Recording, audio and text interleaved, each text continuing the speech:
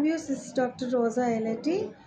మనం poison cases చూస్తుంటాం. చాలామంది ఇంటి దగ్గర పాయిజన్ తాగి హాస్పిటల్కి వచ్చే గ్యాప్లో డెత్ అవుతూ ఉంటారు.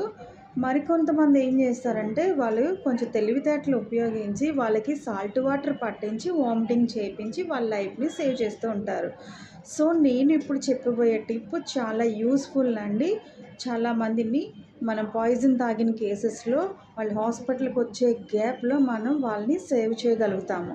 అదేంటంటే 2 ఎగ్స్, గుడ్లు ఉంటాయి చూసారా, 2 ఎగ్స్ తీసుకొని ఎవరైతే పాయిజన్ తాగుతారో వాళ్ళకి బ్రేక్ చేసి వాళ్ళ నోట్లో ఈ ఎగ్స్ని 2 లోపలికి వేసేస్తే కనుక లోపల పాయిజన్ తాగినది లోపల స్కిన్కి అంటుకోకుండా తెల్లసనకు అంటుకొని వామిటింగ్ చేయడానికి అవకాశం ఉంటుంది. కాబట్టి వాళ్ళ హాస్పిటల్కి